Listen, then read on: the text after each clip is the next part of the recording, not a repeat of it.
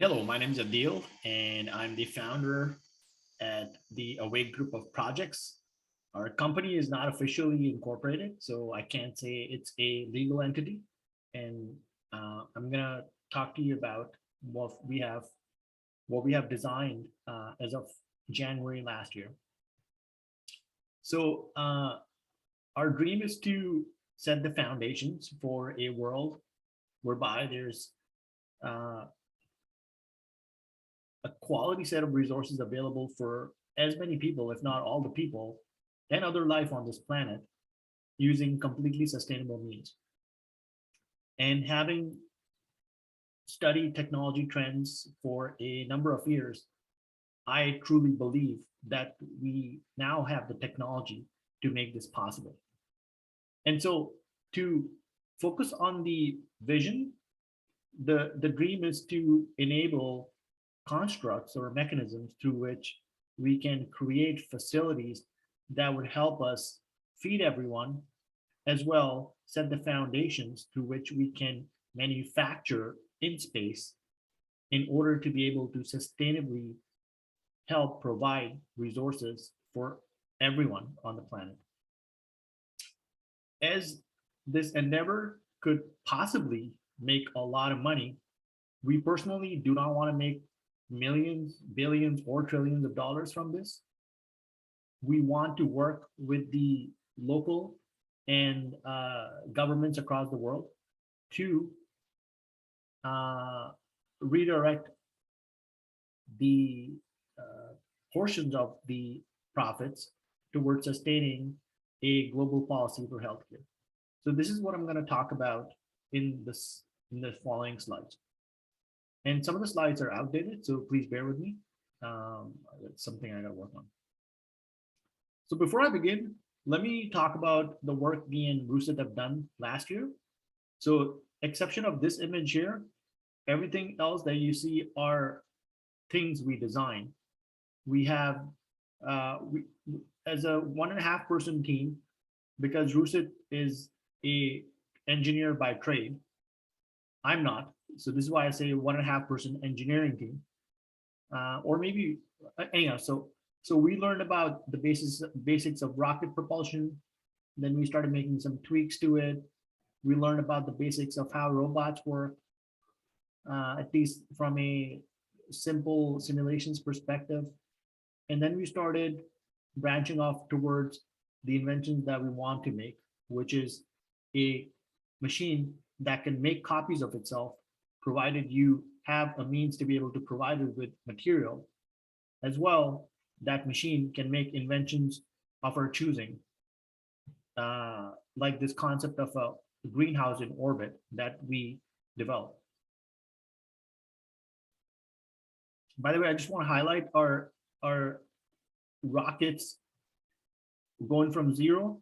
We went from 0 to 3,000 meters in altitude in 3 months. And that's when we started branching off towards other inventions. So the problem we want to solve is basically a Whole Foods for everyone. So my bank account doesn't allow me to go to Whole Foods and be able to enjoy food that's going to make me healthier. And that comment is not a disservice to Whole Foods or a criticism of Whole Foods. If anything, we would love to partner with Whole Foods to make a Whole Foods for everyone possible. And so the two areas that impact me personally are the ability to be able to afford a quality shelter and to eat healthy food. And provided my basic needs are met, right now my challenge is, how do I support myself? How do I support my child and my family? Um, and I feel like if I can solve that problem for myself, then we can solve it for everybody else. So with keeping the problem in mind and realizing, sorry about this, realizing that the resources that we have on the planet are finite, and we have a possibly infinite not mathematically infinite, but compared to our existing standard of living, there's a lot of resources in outer space. So provided we have a secure foundation for outer space, we have the materials, we have the energy resources, and we have the space in order to be able to create constructs which could help power a pretty amazing lifestyle for everyone on the planet for possibly thousands of years, provided that we're going to continue to evolve in a flesh and blood format. I cannot predict how computation is going to evolve. And this is why I say it. It sounds funny when I say that right now, but who knows what's going to happen in the future with possibly simulations that are indistinguishable from reality, possibility of cognitive continuity, maybe through mind files or some other technology. But to come back to the now, as we continue to evolve in a flesh and blood format, Rusip and I worked on a 3-component device, which we refer to as an AMU, stands for an autonomous manufacturing unit. And the main engine is here, is the main unit with a rail structure that moves material between the facility whereby the work is happening to the facility whereby a transporter would then come and dock. This is gonna probably evolve, just like the designs for the Gateway project are evolving in a NASA sense through the Artemis mission. So this is like version 1, but the transporter is going to come and dock to this facility, take the material and transport it to where it needs to go, wherever that needs to be. It could be a lunar site for further processing. It could be back to work or to another AMU or some other location, because the AMU is designed. Sorry, the third component I forgot to mention is the fuel depot. But as I said in my, as I've highlighted in my application, we could see this component going away with the possibility of powering the facility through other means. And it's to highlight, I don't know if that's the next slide, but the AMU can, sorry about this. Yeah, okay, so there's the next one.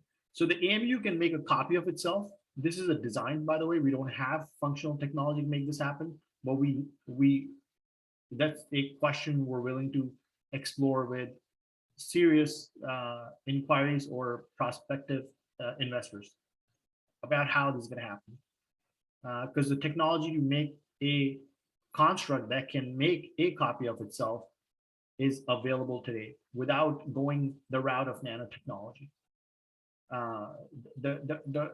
It's an engineering problem at this point. It's not like stage 1 on the TRL level.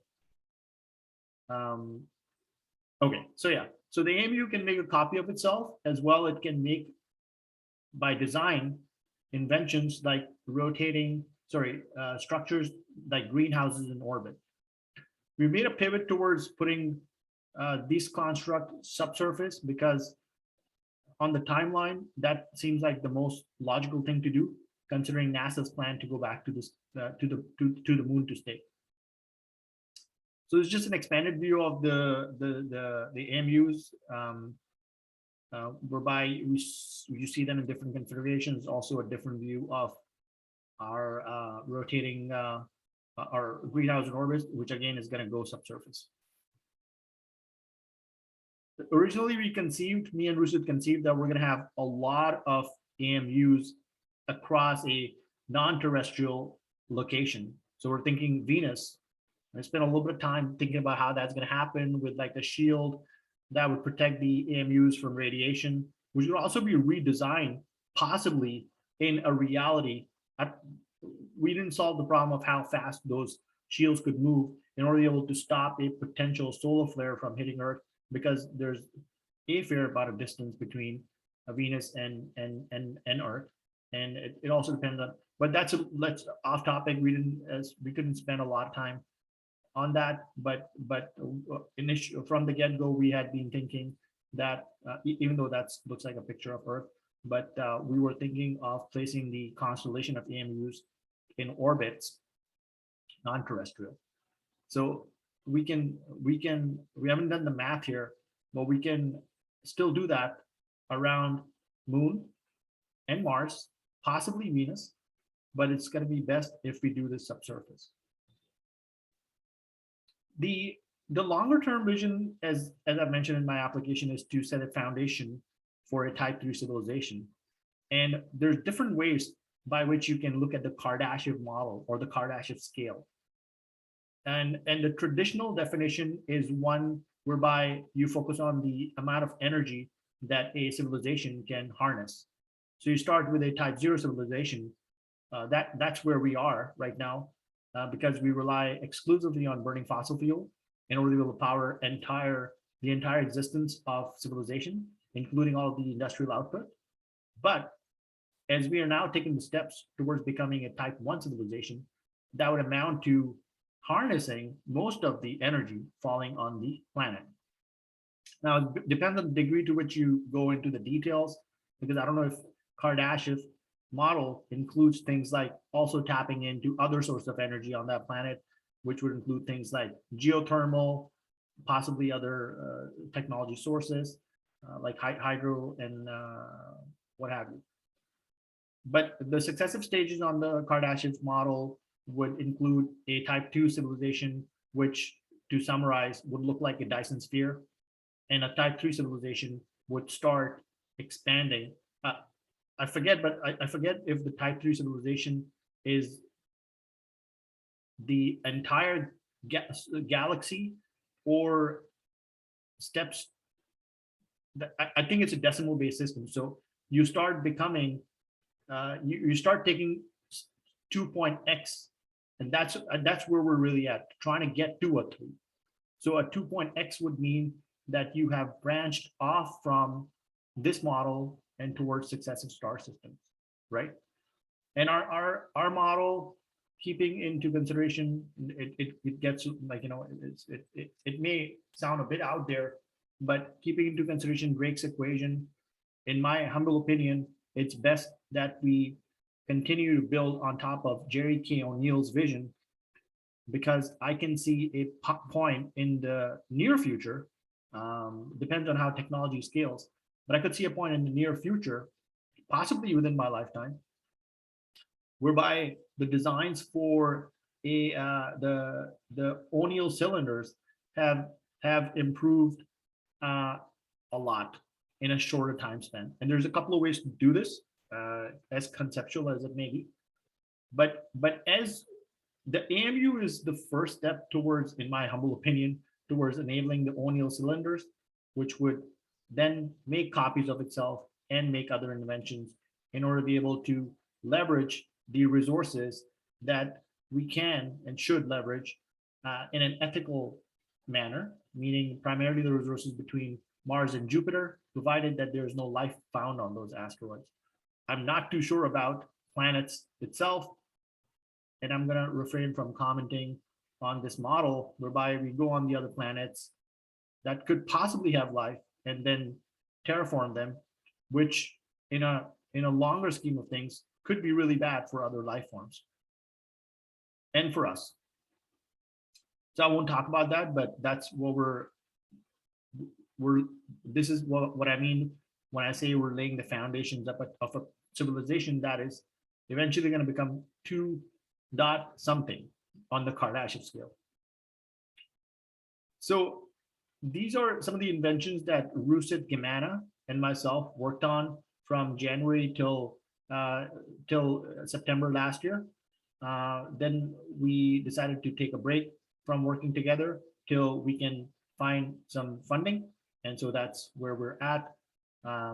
Didn't do a good job at raising funds without going over the details, but this is just a snapshot of some of the inventions that we worked on. We don't just have 2D renderings, we have basic simulations with regards to how things like our orbiting greenhouses work, how the robotics are moving on the rails, how the robotic structure is moving within the invention itself, coming back to the orbiting greenhouse, as well as looking at other patents in the public domain in order to see what can we pick and choose in order to make these inventions work.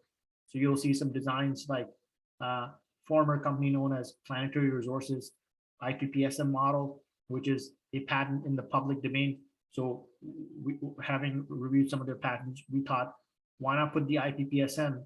Like, why not make it a bigger IPPSM, power it through batteries, and put it on our orbiting greenhouse in order to be able to run these facilities in a sustainable manner. And we worked on some other inventions too, and are able to figure out how we're going to have mining machinery that's going to, because we need material in order to be able to make these inventions in orbit in the first place. So our mining machineries are going to mine the asteroids, which is going to get us the resources in order to be able to construct the first AMU and the first set of greenhouses. And it originally conceived to be in orbit. So focusing on the vision is to solve world hunger in a quality sense of the word imaginable by growing crops that are going to feed wellness, because food does one of the two things. Food either feeds the body and makes it healthier, or it feeds disease. So obviously you don't want to make designs through which we're growing crops that could solve hunger, but will cause disease, which unfortunately has happened in our human construct right now. Too much sugar, too many carbs, too many trans fats going into the bodies of humans, causing disease. And if you focus on swapping these core ingredients by, I won't go into the details, but by focusing on the source of the caloric intake, you can really make sure that the cells, that the body are getting nutrients that are contributing to well-being, towards wellness. And so those are the kind of crops we want to help grow on and off the planet, going subsurface, and eventually in orbit. The sister initiative is to enable a global policy for healthcare. And in both of these situations, we want to leverage automation in order to power a really amazing future, but also creating jobs that are quality in every sense of the word imaginable, in order to make lives better for everyone. So jobs like cybersecurity specialists, remote operations, robotics, machine learning specialists, data scientists, and a lot of jobs in the healthcare and caregiving arena.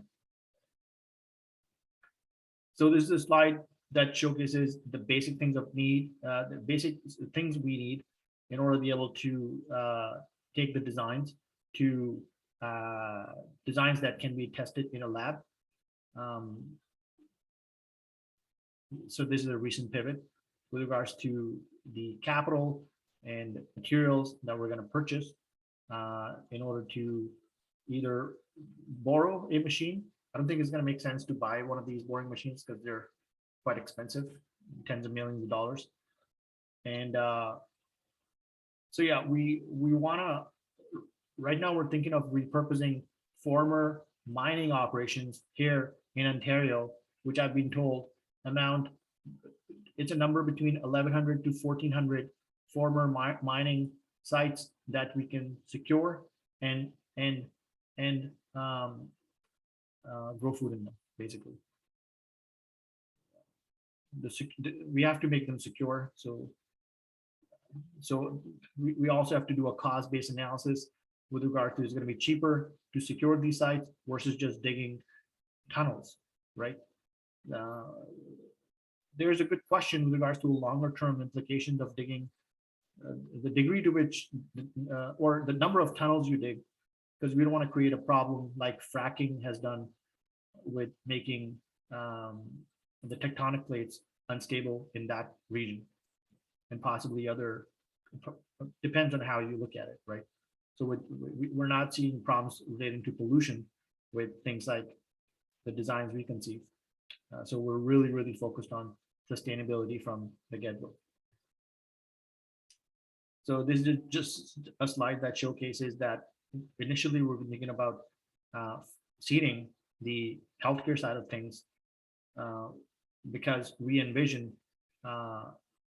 through our semi-autonomous facilities that a package is going to be delivered to autonomous trucks, that the last mile delivery problem is going to be solved, not by us.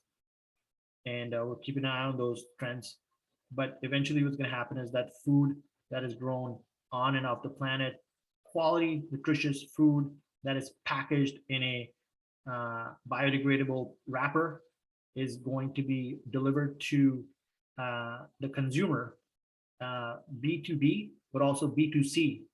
And this is going to be, again, quality, nutritious food that is initially going to be in a frozen form, but as technologies continue to get better and the costs continue to plummet, maybe we can do this very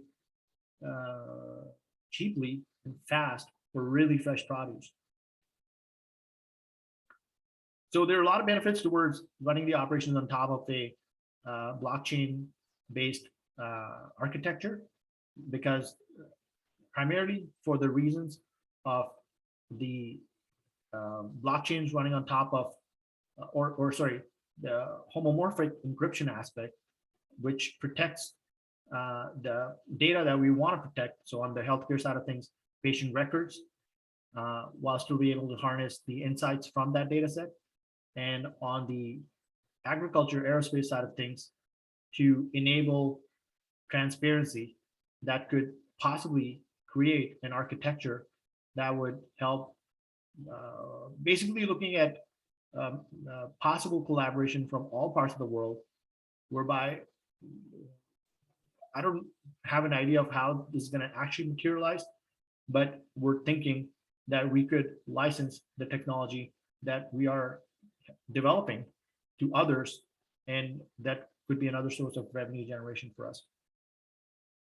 There's also this one crazy idea of distributed ownership, but I'm not going to talk about that right now. But overall, lots of benefits towards running the operations on top of the blockchain, possibly in a situation whereby we become one of the companies that are as transparent as Wikipedia, because everything that companies like Wikipedia do is, it seems very transparent. So we could just take it to the next level by developing the venture on top of the blockchain. So redundant slide. I already spoke about this. This slide is outdated because we've kind of gone back and forth on phosphine being found on Venus. But initially we were pretty serious about taking out the CO2. We had these concepts of floating our AMUs from orbit, suspending many AMUs into the orbit, sorry, into the atmosphere through, like, literally through a construct that would look like a straw in order to be able to sequester the carbon dioxide. Then we started learning about synthetic biology, and we're like, we could introduce synthetic biology and float constructs 55 kilometers in the air, in the atmosphere, where the temperature is much calmer, 27 degrees Celsius. I don't know what that would be in Fahrenheit for American audiences, but it's a really nice temperature. Well, we scrapped this whole model of terraforming planets because, again, I don't want my comments to be misconstrued, because I have like friends who actually, we have partners from the Mars Society who are going to be instrumental for our success. So this is not a criticism of what others are doing. But beyond certain real estate, I think it's a bad model, because there could be life on these habitats. Besides, again, we can live quite comfortably in O'Neill colonies, because the designs of the O'Neill colonies will just keep getting better and better and better, eventually coming to a point where we could have realities that are indistinguishable from living here on Earth, or maybe possibly better, because you can engineer those real estate. So this slide is now redundant. This slide is redundant. I gotta update the slides. This slide is a concept that we wanted to showcase what it's going to be, how a biosphere kind of a reality would come about. So basically closed loop systems, whereby you have crops, hydroponic, aeroponic crops, or crops going on the surface, working in a closed loop format. So you'd have facilities like that. You would have fish growing in a tank, and the system would feed itself. So this, we wanted to kind of showcase how a harsher planet like Venus could be tamed, but we're gonna be doing all this under the surface now. Which really brings me to O'Neill structures, and this is really the vision we want to help enable, because my feeling, my thinking is that the O'Neill structures are the way of the future, that humans are going to live, play, and evolve in large numbers in constructs that the nucleus, the evolution of this design is this is the design that powers a lot of abundance and possibly even helps safeguard our collective future. Because if there is a design that we need in order to be able to leave the solar system, the galaxy, eventually, like way out in the future, possibly even the universe. I don't know how far away that's going to be. Depends on what's going on. But I feel in a flesh and blood format, this would be the design that would not just save us, but would also power quality abundance for a possibly indefinite amount of time. The thing that we need to appreciate is that technology, as it evolves, will help us create O'Neill structures that are possibly beyond our current level of imagination. So so I'll just leave it at that. And this is what's O'Neill, Gerard K. O'Neill wanted to build these structures with cinder blocks back in the 60s. So today our manufacturing techniques are much evolved, and with possibly other technologies in development, with the safe deployment of these technologies, this is starting to look a lot more real. Another reason for the why is to have constructs, mechanisms like these, with more people focusing on making this happening. This could really help reduce unnecessary suffering in our reality and lay the foundations for peaceful purposes for developing outer space. There are a lot of other benefits, because right now there's a lot of stressors on our natural systems on Earth, from our oceans to our rainforests, to our forests in general, on insect populations, topsoil. There's a long list. Climate change, and by taking these stressors away, by moving our agriculture and industry away from Earth, we can possibly start reversing the damage that our actions have caused and are causing. And possibly even fund initiatives like universal basic income and universal healthcare. These are resources, as a snapshot of resources that I would like to highlight as part of my reasoning, if I may. And I would say Dr. Peter Diamandis' work and his research is crucial part of what I'm talking about. And please read the books, go through the index towards the back of the book, and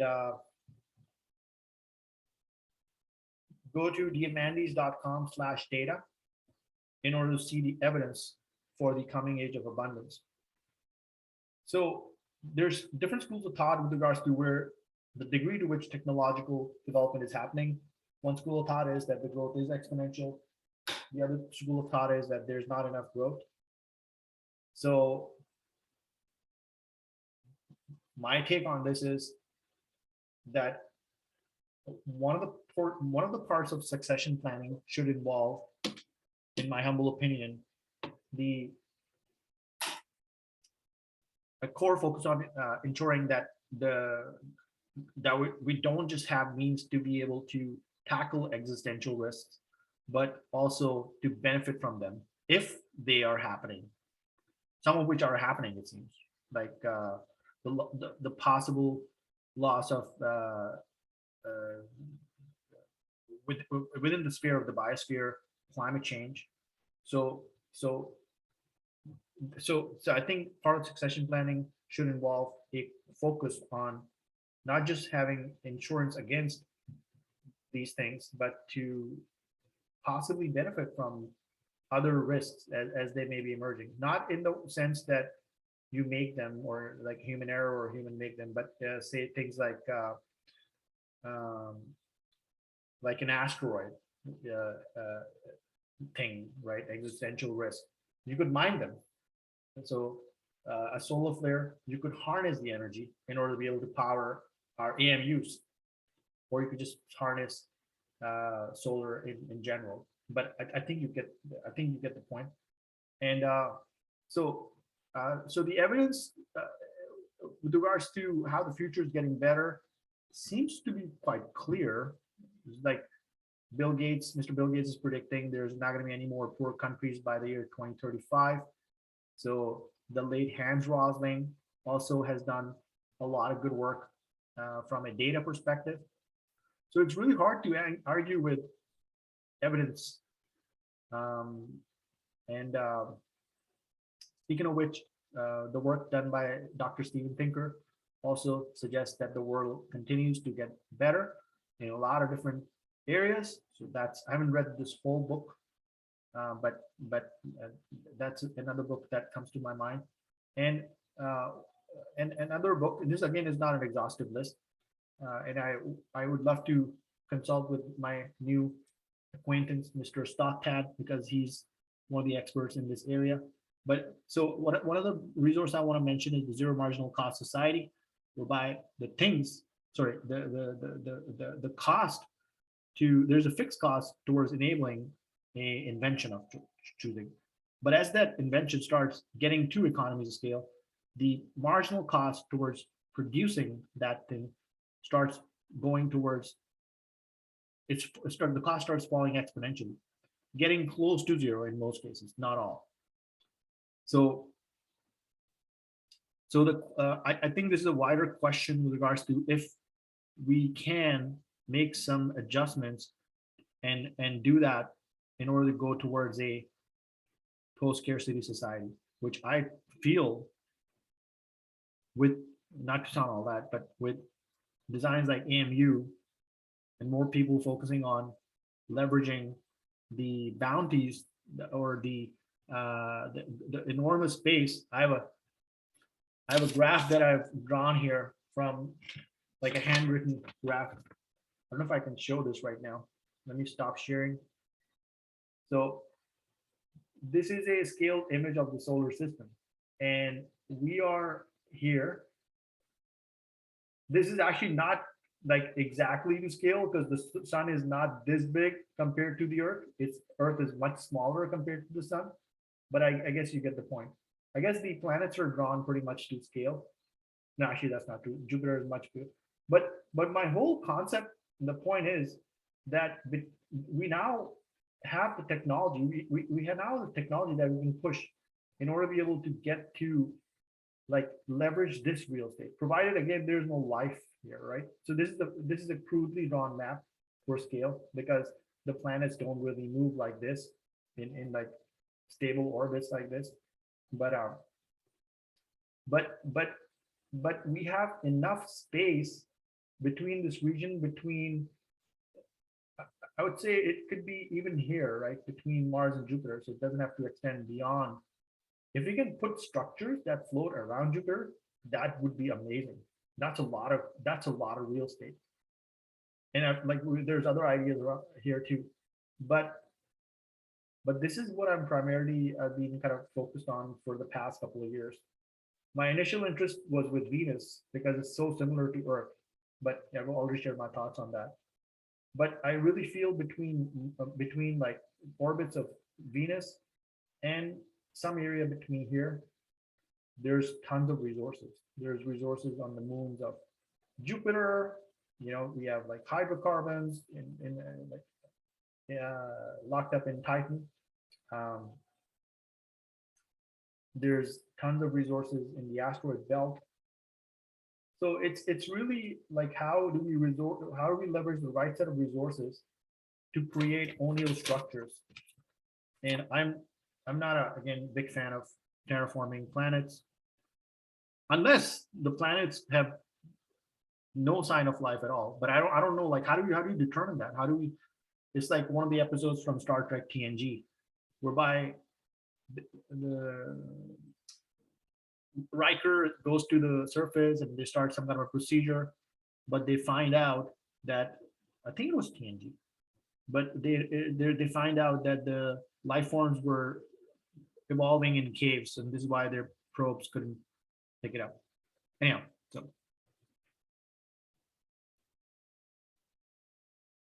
so this is just I already mentioned this. This is something I didn't mention. That 90% of all the scientists that are alive, that have ever lived, are alive today. This is the source, Future of Life Institute. But we must also keep into mind that there's going to be billions of people coming online in the next decade and a half. And so if we just kind of start thinking about a distribution, that this many number of people coming online would amount to this many number of individuals possibly going into STEM related fields, but also fields like philosophy and ethics, which are crucial for the continued development of a reality whereby we can balance our technological growth and temper our egos, because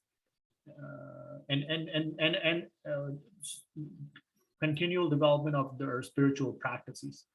So I can't speak about any one of these issues because I'm not a scientist, a philosopher, or an ethicist, or I'm not really sure what my spiritual practices are.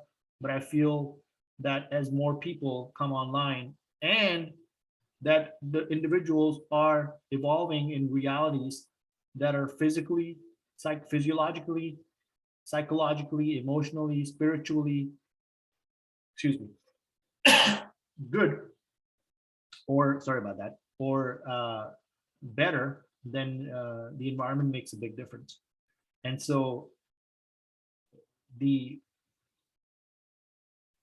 more saner minds and more healthier minds increase the probabilities that not just problems get solved, but life gets better, because the imagination has to be channeled. You know, you got to channel the imagination and the curiosity. And if you channel the two through education, through public outreach, through public broadcasting, and other means, through creating architectural designs, physical, but also virtual, and the feelings it evokes in people and how it makes them think and behave, then you will greatly improve the probability that better things are going to happen in a universal sense of the word imaginable. I think this image speaks for itself, excuse me, for somebody who is vision impaired or blind. This slide is showing kids eating from a garbage pail, and the other image is showing people throwing garbage in an open field, which is how things are in a lot of parts of the world. Definitely in Asia when I lived there, or Pakistan in particular. I'm sure things have changed a lot since then, but that's what I saw in the 90s. And I'm sure these images are anyhow. So this is not a comprehensive list, but these are some of the people or companies that are active, kind of like in the same space, but not really thinking about healthcare. I don't know if they are, or not thinking about it the way we want to structure it. This slide needs work. This is a projection slide, which needs to be developed. This slide is a market opportunity slide. which needs to be updated. Everything that you saw in this demo or the this presentation is our inventions that Rusit and I have worked on. And when this version of slide is from September last year, so it's a little outdated, but this is the most detailed slide deck we have. And as of that time, the work that you saw was 122 hours of Rusit's time dedicated towards enabling those inventions. We were doing a couple other things at that around the time. We were trying to get a consulting business going. We were trying to get a trading business going to launch today. I was digging ditches. We did everything to make this happen. Are doing everything. This timeline needs to be updated, which is highlighted in the application. These are the 4 areas that